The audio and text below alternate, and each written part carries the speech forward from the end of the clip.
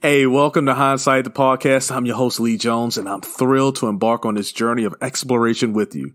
We often find ourselves reflecting on the choices we've made and wondering how our lives might have unfolded differently if we had taken a different path. Here's the beauty of hindsight. It gives us a chance to gain wisdom and learn from our past decisions. Look, this podcast is a platform to dig deep into those pivotal moments and uncover the invaluable lessons hidden within. Look, I'm Lee Jones, your host, and I couldn't be more excited to have you on board. So let's dive right in and explore the fascinating realm of decisions on Hindsight, the podcast. When you look back in hindsight, everything is 2020. In hindsight, we make mistakes, we're learning from it. In hindsight, be yesterday and your tomorrow. In hindsight, is so much clearer now. This is Hindsight, the podcast, and introducing your host, Lee Jones.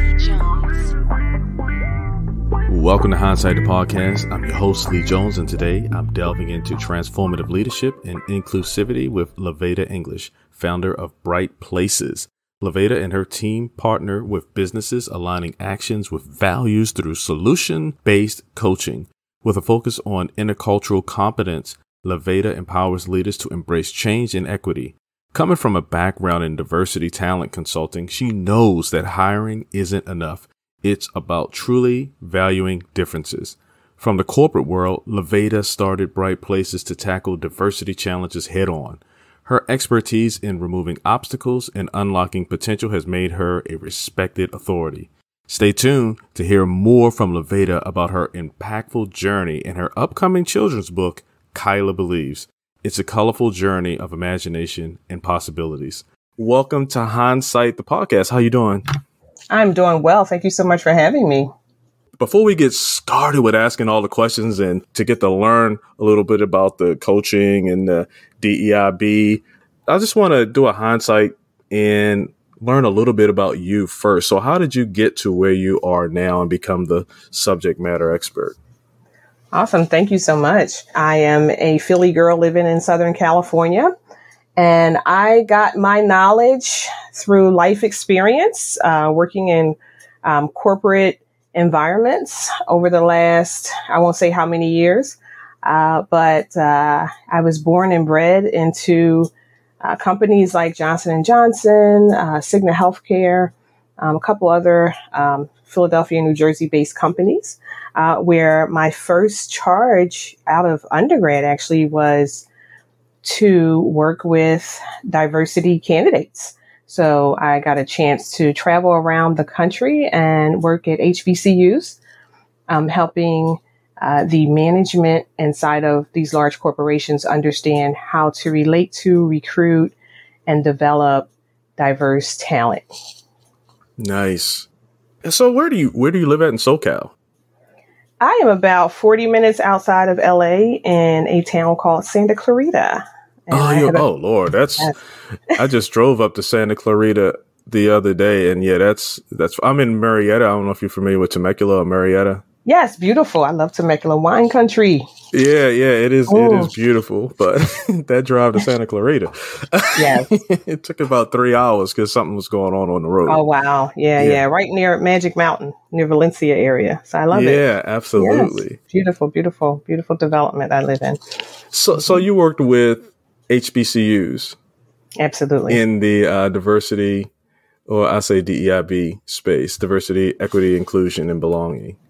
In your experience, how have you seen organizations? And I'm jumping right into it now. So this is where I'm trying to learn, right? Because I'm in an organization, and actually, I'm the president of the Military and Veterans Employee Resource Group, right? Excellent. Which is a part of the ERG, the DE&I space.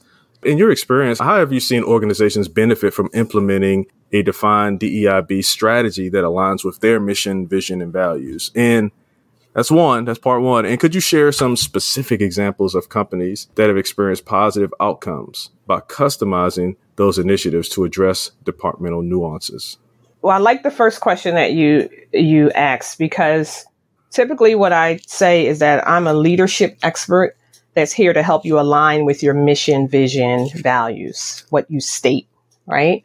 So a lot of times organizations are misaligned. If you're not, if your policies aren't equitable, if people don't feel that they belong, then you're misaligned, right? And so I've seen some examples where companies have been able to develop initiatives that have increased at the executive level their diversity. And for me, it's really about the executive level.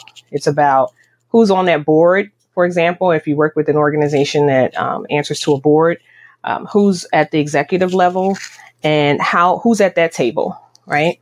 So I have seen initiatives, but in those cases, it's because I was able to work directly with the CEO, or I was able to work directly with the executive team to help to cultivate a culture of inclusion, and that they were committed, not just, as an initiative through HR, right? They were committed to making change. So I work with an organization, for example, out of Orange County, California, where we've seen the executive team increase their diversity by 60%. But that's because the head of that organization is committed to making that change. So I was reading a little bit, reading up on you, and I guess I'll take this question and kind of go back 2 or 3 steps, right? Because I jumped right into it. But you said that you were able to get diverse candidates into these positions, and companies were able to welcome them in, but the sustainability of that person, or retention of that individual, was a challenge for the organizations, hence the realignment. How did you go about connecting that dot and seeing that need? And then what was your steps to adjust your strategy to address those needs? Yeah. Well, it's all about relationships, right? So I'm a relationship person. I lead with relationships. So I would build relationships with my managers and my candidates. And what happens is a lot of times organizations, they develop programs like leadership development programs. A lot of us are familiar with. Okay, so we're developing these programs and we have these strategies to bring folks in through these programs, but we haven't really addressed the internal dynamics of the organization. Will this person feel welcomed? Will there be resentment because other people didn't get a chance to go through a leadership development program, right? So what I found was I was bringing people in. I was able to help managers understand how to hire diverse candidates, what to say, right? Help them understand how to approach candidates. But once they got into the organization, they didn't feel psychologically safe. And because I'm a relationship person, they would come back to me and say that. I don't think I'm really welcome here. The program sounds really good. You're going to put me through 3 months, 8-month rotations, but then I'm going to leave. I'm going to take that talent and go. And so that was very concerning to me. It made me think that, hey, I need to focus more on the management here and train them to understand that you can't just put out the red carpet and have a ticker tape parade for me to come in. And then as soon as I, come into the organization, the party is over. Okay. So it was a lot to learn, and a lot of embedded cultural stuff that we're still working through. What does a counseling or what does a training look like for a company? You said you work with the executives, but what does that look like? So we focus our education through a lens called intercultural capacity. We're certified in what we call the IDI technique. So what we like to do is to help you to reframe your perspective around difference and to deal with your capacity to navigate difference first. So in a perfect scenario, I'm not always welcomed in at the executive level. I have to kind of work my way up through relationships. And that's just because maybe the executives aren't taking on the initiative. They've passed it down, In a perfect scenario, I get to work with the CEO and the executive team. We go through training to understand what, equity and inclusion and diversity really means and sort of take some of the stigma away in the conversation. I use a lot of coaching and counseling techniques in my conversations. And then we help them to understand if they're willing. Most of the time they are. I can get them to take the assessment and we go through a process of one-on-one coaching. And it helps them to see that we all struggle with navigating difference, and that until we address that personally, we're not going to be able to move the initiatives forward that the consultant or the HR team is laying out, which is fantastic. If we are in the way with our inability to navigate, we don't have the capacity, then it'll never get done. And so I'm getting them in that process to a higher level of buy-in, basically, so that we can get the initiatives across the organization implemented. You spoke on the one-on-one coaching. Mm-hmm. So how does your one-on-one coaching experience help business leaders like overcome challenges and achieve both short-term and long-term goals? And could you share some practical strategies that you employ during these coaching sessions? Yes. So first of all, going back to the self. So we talk about, helping them with some self-discovery. And then we move on to looking at, okay, if this is your way that you're navigating difference, then these are some of the habits that you might have as a leader, right? And we start to talk about some practical things I like to teach are coaching techniques, right? So teaching people to ask questions rather than make assumptions helps us to gain greater levels of capacity to navigate difference.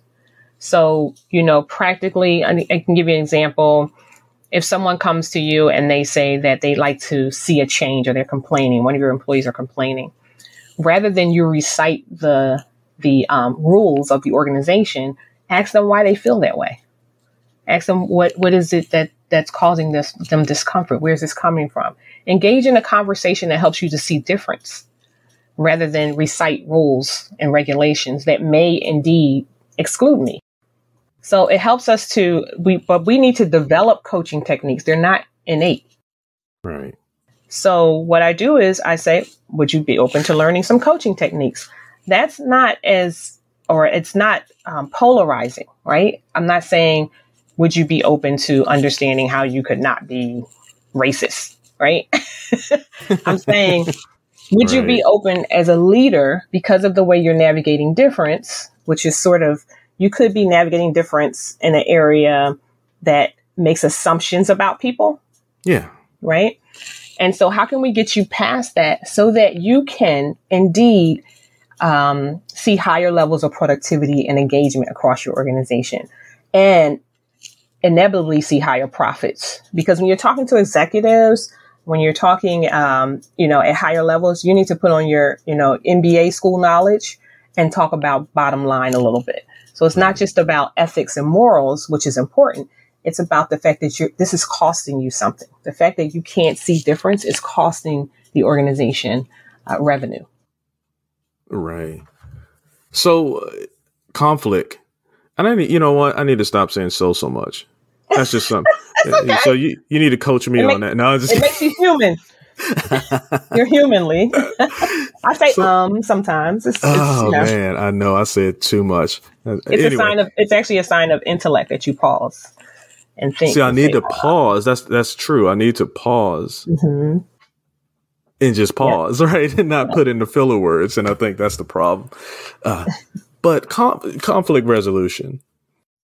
Like conflict resolution is a crucial skill for any leader. What are some of the key principles or steps that you teach your clients to successfully, and not everything, obviously, you don't need to give me the whole lesson, but successfully bring together individuals with differences and achieve a positive business outcome? Well, the first step is training, right? So I can't tell my employee to go back and solve a conflict with his colleague if he doesn't have the techniques to do so. I'm making an assumption. We all come to the workplace with different dynamics, right? Maybe in your household, solving conflict was yelling at people. I don't know. I can't make assumptions that you understand how to solve conflict.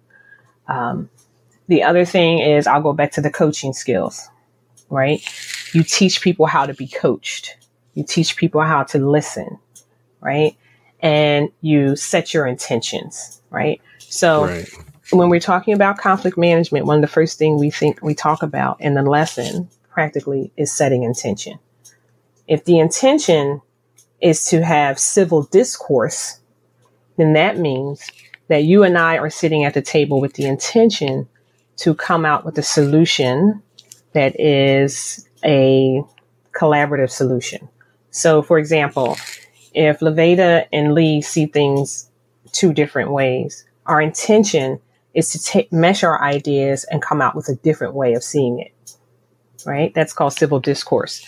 So we want to teach those principles. We have to teach them those actual principles so that they never enter into a conversation without thinking about what's the intention, how am I going to affect the other person with what I'm saying. That gets into emotional intelligence training, right? And what's the greater outcome? What happens in the workplace is we focus too much on the ways of doing things rather than the desired final outcomes. And that gets into strategy. So you have to teach people those things. You have to know it as a leader. Because a lot of times, Lee, what leaders think is, I don't want any problems today, right? And then I say to them, but that's your job. Ain't that the truth? Problems are your job. You won't have a job. So if there's no problems, you should be nervous. You should be looking because there's something underneath the surface, right? That's coming. So, absolutely. Right. So you need to know how to handle those conversations, but you can't make assumptions about other people's abilities to engage in civil discourse and conflict resolution conversation. All right. Strategic decision making. Mm-hmm. So for anybody who wants to know, what I did was I went on, like I said, I looked up Laveda's webpage, which is Bright Places, and maybe it's not yours, but you're associated with Bright Places organization. Yes, no, it's all me. Okay, me and my team. Okay, you and your team. We want people to not exist in darkness inside of the workplace. We want it to be bright. You know what? That's really the reason that I wanted to talk to you. Mm-hmm. Right. Because I feel that way as well. I feel you can be productive and you can, be high octane at work, but it is beneficial if you're not in a hostile environment or if you're, in a place where you feel appreciated, you feel valued. Right. Mm-hmm. And so when I looked at your website and it specifically, it says, here's how we help. In your strengths-based team approach, how do you help people leaders and teams gain a greater ability to work productively with colleagues? And could you share some practical techniques that have been successful in improving team dynamics? Absolutely. Well, you mentioned strengths. I really am a big cheerleader of Clifton, Gallup Clifton Strengths Finder. I just think it's user friendly. I like a lot of the different assessments, everything from DISC to Parachute. I think they all have value.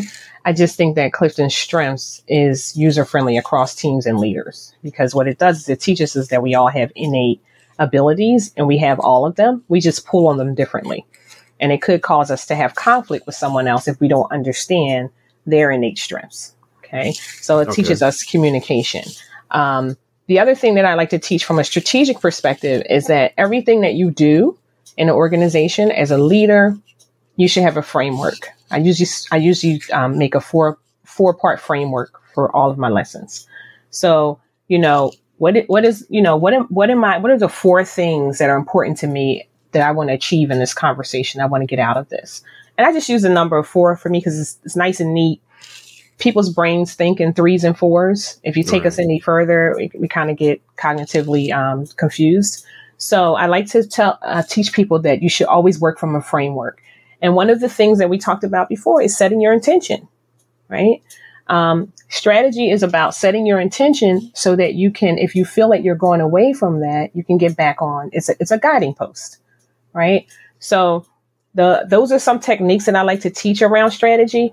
And, we have a lot of certifications in our tool belt, and they're great. Like, everything from, like I said, Gallup's to intercultural capacity to, John Maxwell's principles to DDI principles and helping us understand how to hire people and so forth. But it's a combination of experience and knowing your culture and knowing which frameworks and which techniques are going to work.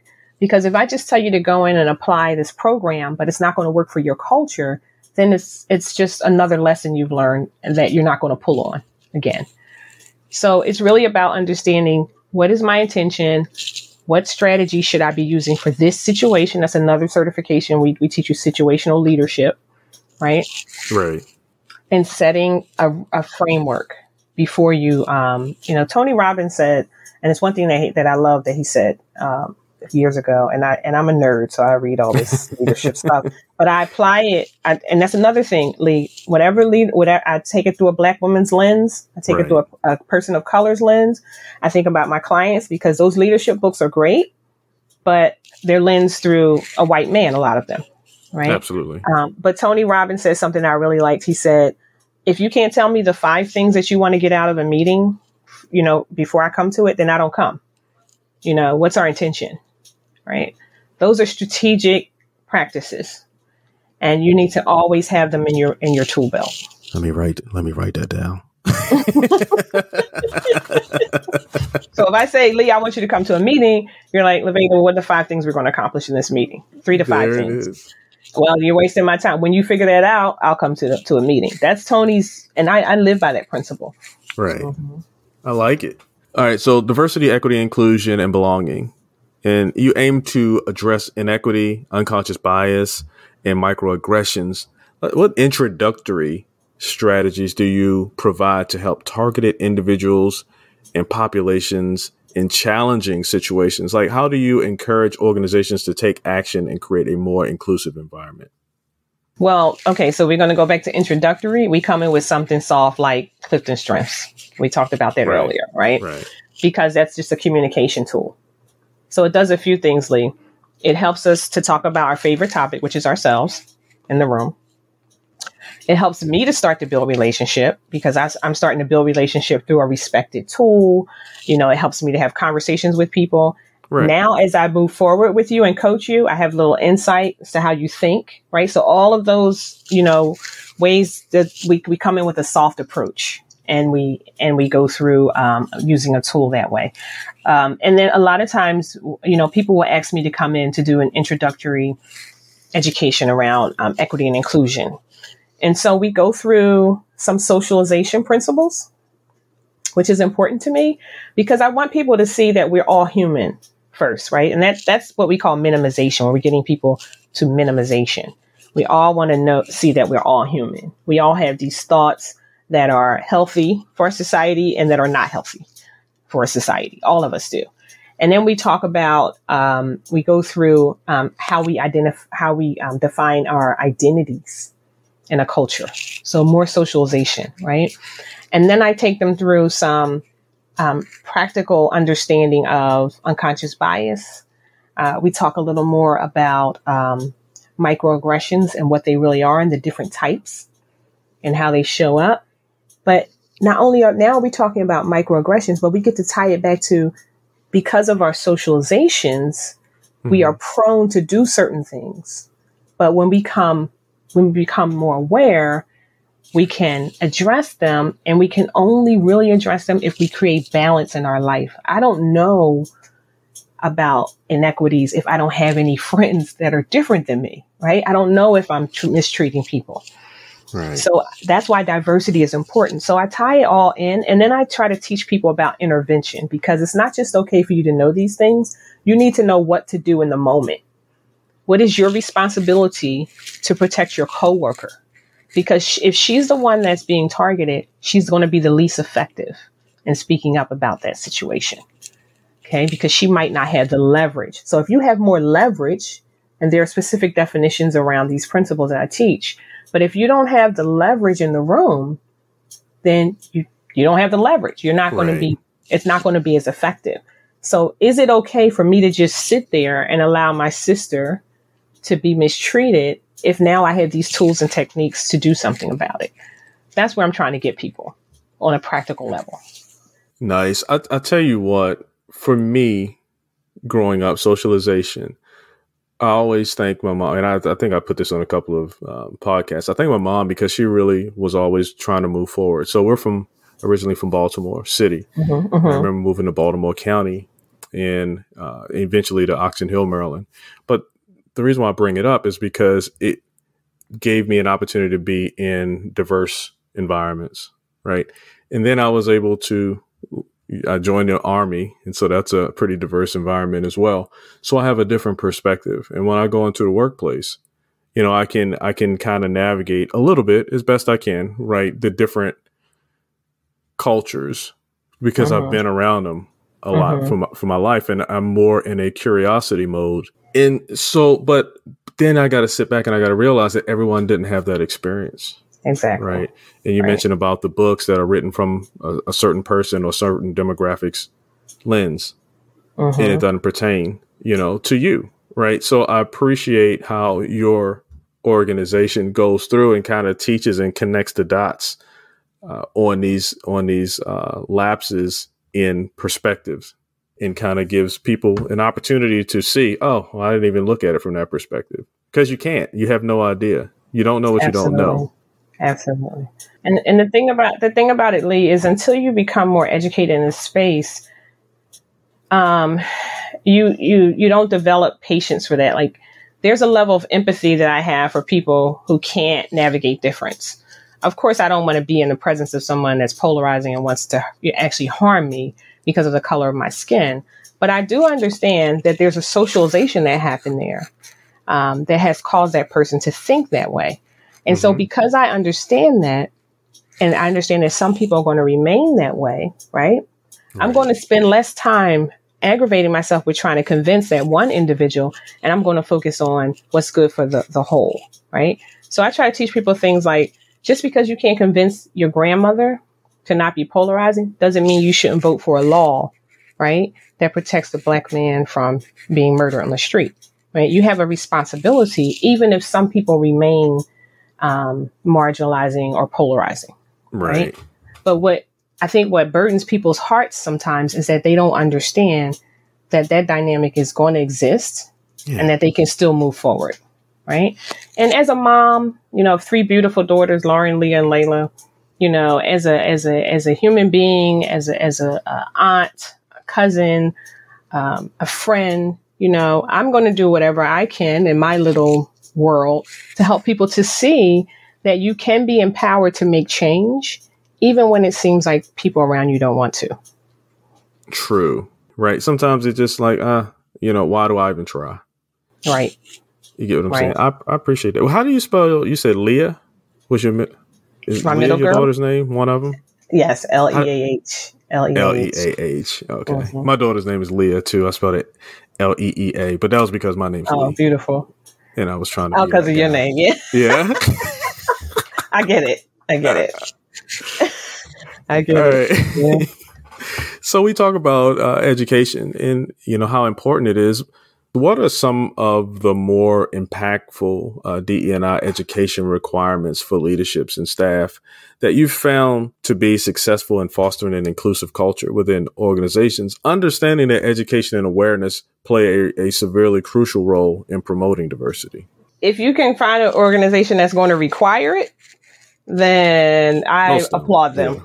Yeah, I applaud them, because most don't require it. I do think that some of the impactful things, maybe on the surface level, to be honestly, is making a requirement for hiring, and educating people on how to hire diverse candidates, some of the practices and techniques around that. But to be honest, I haven't seen that. That's why I'm doing this work. I haven't seen the work done the way I do it in a lot of cases. And I've been in corporate America. It's really been a lot around acquiring diverse talent, but not really understanding the dynamics of difference. So I just think we have a long way to go in that vein. I can tell you that, again, I've seen results with my clients, in terms of their ability or their results in hiring and so forth, and retention. And that's great. But I'm always concerned, like, are they psychologically safe? Are they going to be safe with the next leader? Right. Because they could come and, knock all that down, So for your clients that you place, right, in organizations, what type of mental, maybe it's not mental, but what type of tools do you give them? In what kind of vision do you give them as well to help them kind of navigate? Because sometimes when you go in, you know, and I'll just be blunt. Sometimes you go in and you're like, oh, that's racist, or, oh, that, you know, it's because I'm black, or they don't like me because, you know what I'm saying? And sometimes that's not it. A lot of times that's not it. Sometimes it absolutely is it, right?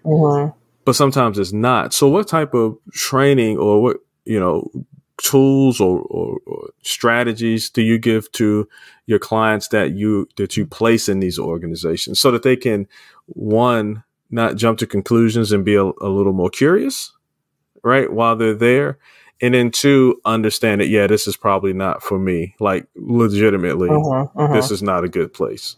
Yeah. So all the tools I mentioned earlier, teaching coaching techniques really helps people to understand how to ask questions of clarity, how to really define people's intentions.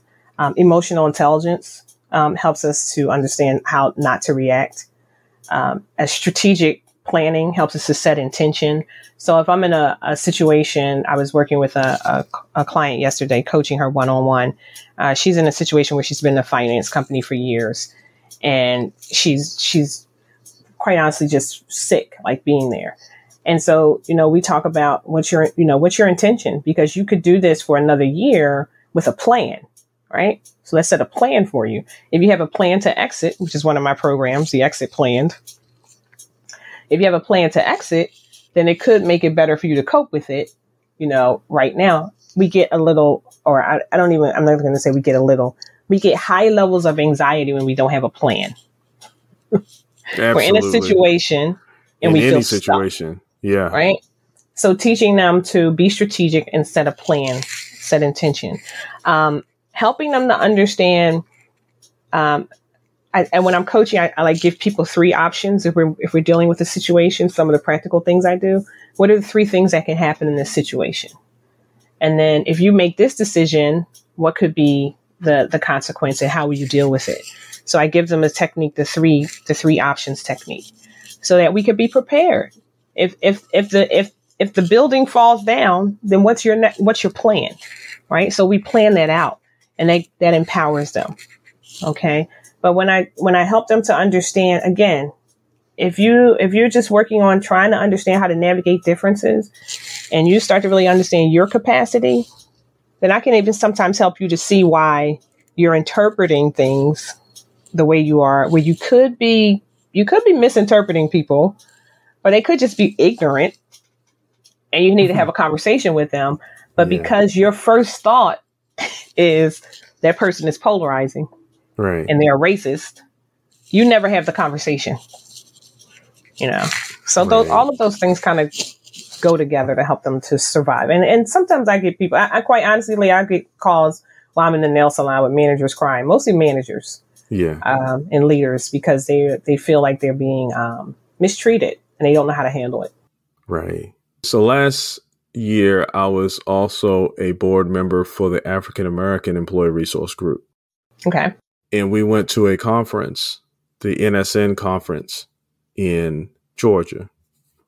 And our executives, or some members of the board, actually, they held question. It was a panel, right? And then at the end, they did some, Q&A. And I just remember this one young lady, she got up, African American. And the whole room was African American, so I didn't really need to say that. But she got up and she asked a question, and I could tell she was a manager. Like, once you get yourself to a level in an organization where you are in the room with the decision makers, and you still feel like you're not able to contribute to solving issues, you're just in there, but you really don't have a place. How do you deal with that? And how do you even begin to create change in an organization from their perspective, understanding that there are challenges, and I'm talking racial strife, within the organization, but you don't have the voice in there. And what would you say to that person? We could talk for hours. I know. You're touching on a lot of things. So one of the things I want to say is that I have a little bit of a little bit angst about employee resource groups, and that could be a whole other conversation we have. Yeah. So when you really get into understanding the complexities of equity and inclusion, then you start talking about the dynamics of the caste system that we have here in the U.S. Right? So you have to understand the intention of the organization. If the intention of the organization is to tokenize you, then when you get there, you won't expect to have a voice. So she's setting expectations that might be outside of her scope. They never intended to give her a voice. Right. And so she can get a voice. Don't get me wrong, for all of our, radical sisters out here, but she's going to fight for it. Right. So now what we have to do is prepare her to fight. And then if she's going to fight for it, and there are situations where we do have to fight. I'm not saying that we don't. Then we have to talk about what the consequences might be to that fight and what support she would need. So we need to teach her how to build relationships, right? To build relationships with people who can stand with her, right? Who have more leverage. And that might be a white executive or two, maybe, that she can build relationship with to get leverage. So she needs to know how to strategize to get leverage in her fight. Or she could just allow herself to be tokenized. That's a choice. So that's what I mean when I'm coaching. What are we going to do if we're going to fight? What could be the consequences? How are we going to prepare ourselves financially? Yeah. And what are we going to do if we allow ourselves to coast for a while, which is a choice that sometimes people make until they have the financial foundation in order to fight. It's complex. It's very complex. I would say that she doesn't understand the caste system. And that's not lesson 101 when we start talking about caste. That's when we get into Isabel Wilkerson and we really start talking about what's really happening here. Why you can be a CEO and the board is still disrespecting you because you're a black man CEO sitting at the table and they don't think you belong there in the first place, even though you're smarter than everybody else in the room. Okay. That's a whole nother podcast for us. Yeah, it was interesting. And what you said was similar to the response that, well, she wasn't a board member. She was actually an HR director that works with a company that I work with. And she gave the same thing. Hey, you can fight. Well, really, I think she gave her three choices. And one was get your mind right. Right. If you're religious, pray about it. Right. Get your strategy together and determine if that's a fight that you want to make. It could move the needle. And sometimes people fight, Lee, because they can't help it. So I think that's when we talk about, your ordained purpose, absolutely. Divine intervention. You feel the need to fight and you're just going to fight. But we can create a plan for your fight. Right. And you can fight strategically. Right. Or you can allow yourself again to coast along. So you named some. All right. I'm going to ask you a fun question. You said you're a nerd and you read a lot. If you were, if you were shipwrecked on an island in, I don't know, what they say, a 3-hour tour and it turned to so many years, right? And you had one book. Now you got food and all that stuff, so you're not going to die. But you had one book that you could take, knowing that you had to read it over and over and over again, right? And you have no idea how long you're going to be there. What book, and I'm putting you on the spot, would you take or would you have on your person? Or would you want to have, I should say, because you don't know you're going to be shipwrecked?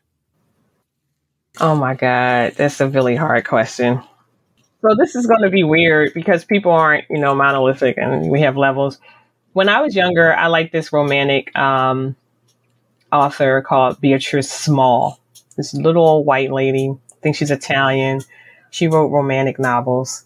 And some of the stuff is a little outdated in terms of culture and so forth. But I probably would take a romantic novel by Beatrice Small. One of the ones I love is called Sky O'Malley. And I think the reason why I like the books, and I didn't even know it when I was younger, was because it is romantic. She takes you through different cultural experiences, like throughout different parts of the world. Right. And it's always about a badass woman that's overcoming things that life throws at her. So that's a little different. I would probably take Beatrice Small because I'm a romantic and I also like a woman heroine. I tell you what, the only book and I like reading books as well. But the only book, and it was kind of, it's a short book, but the only one that I've read like multiple times is this book called The Religion War. And it's by Scott Adams. And, you know, he did all those cartoons, the Dilbert Principles and all of that. Yeah. So he wrote this. Yeah, it's actually a 3-book series, but The Religion War was such an amazingly powerfully written book. And it's so powerful, but I know it's good. I gave it to my mom. I started giving it away to people because it's just an interesting, it's perspectives. You know what I mean? Yeah, it's I love that. Yeah. So one I read like that was, I think it's Chinua Achebe, Things Fall Apart. When we were younger, we all had to read Things Fall Apart. It sounds like that one.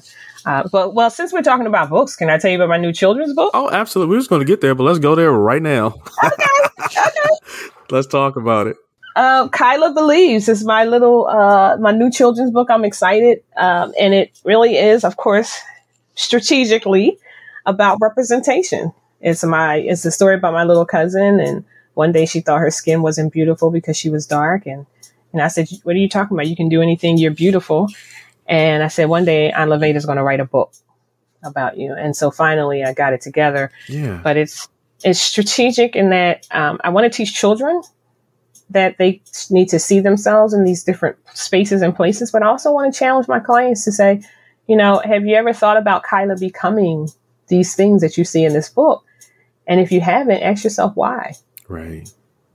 You know, so anyway, I'm excited about that. And it's my way of, again, soft approach. Yeah. Right. Before I write this big DEI book that I'm working on, let's really talk about how we learn, how we learn as children. So how was the process of writing the children's book? Like, how long did it take you to like, okay, I'm gonna write it? I heard you say you made a promise that you were going to write a book about her.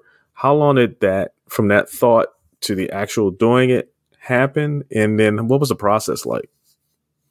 It was about 3 years because it just sits in your brain, right? There's other things going on. And I started sketching and thinking about it.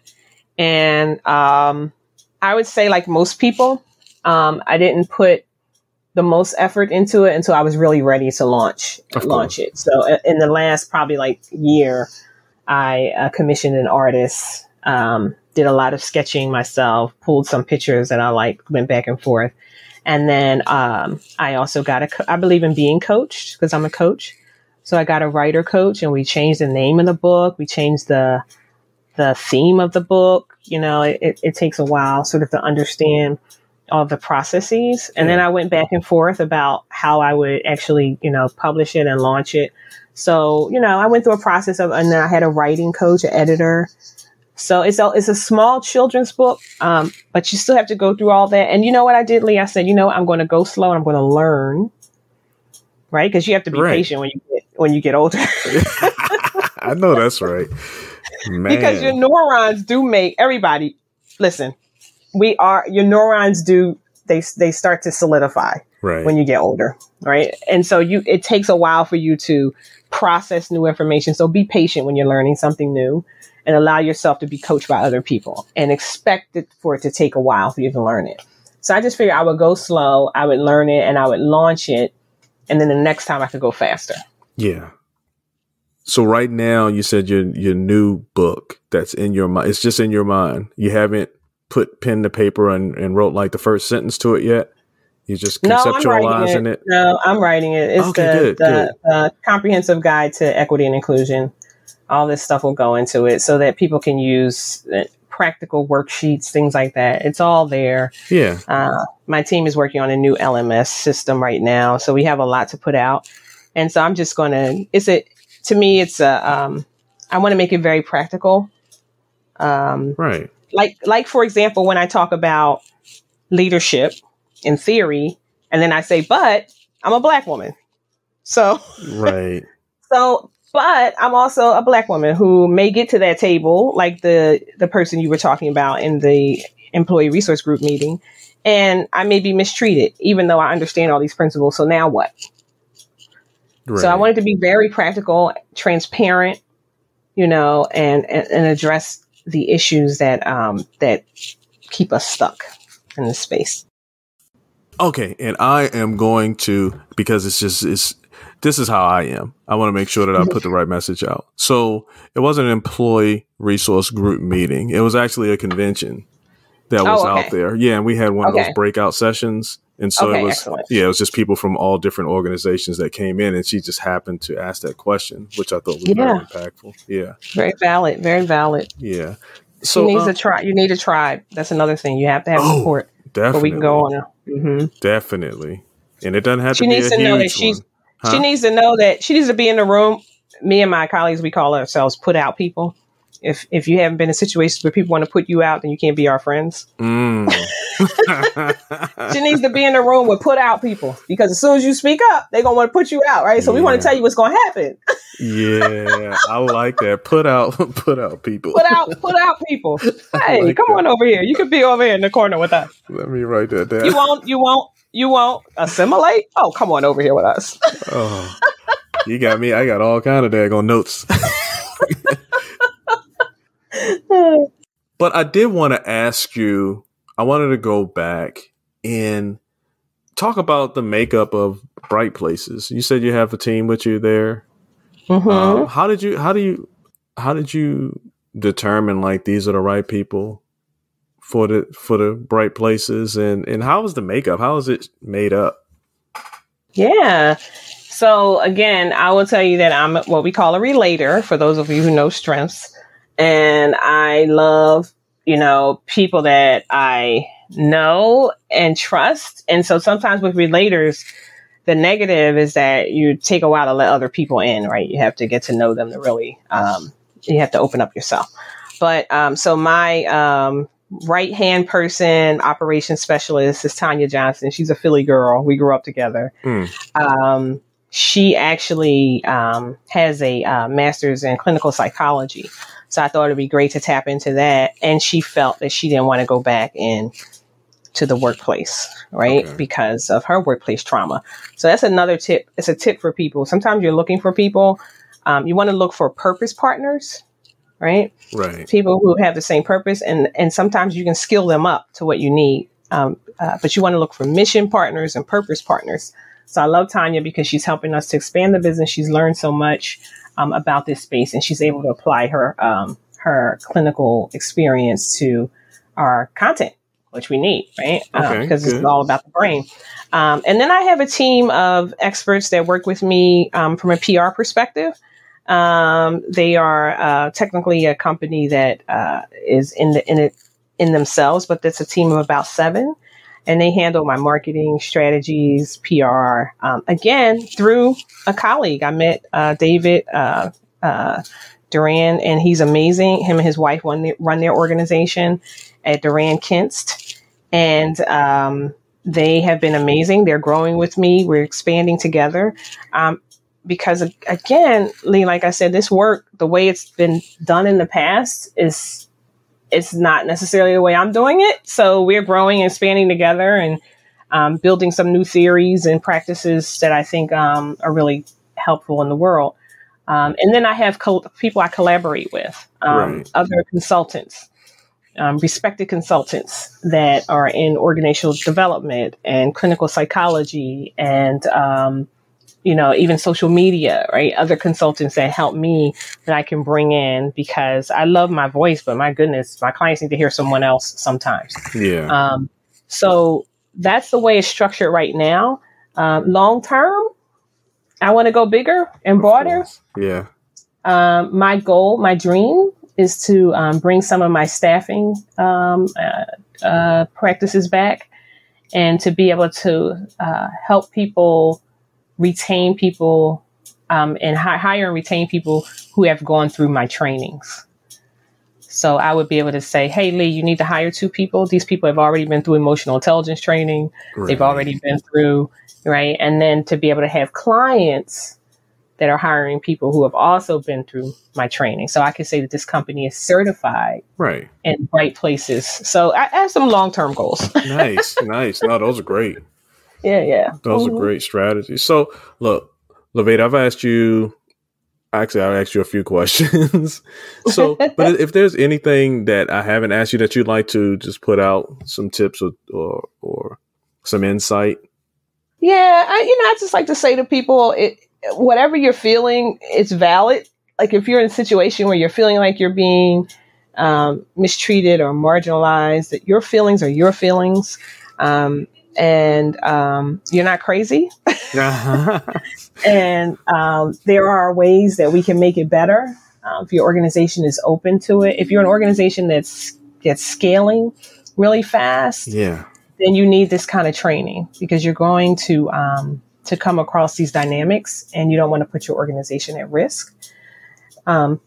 So be open to learning, be open to exploring. Mm-hmm. And I think that there's hope. I think we can get there, and I wouldn't be doing this work if I didn't.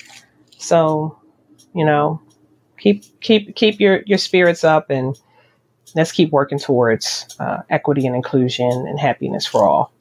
And how can people get in touch with you?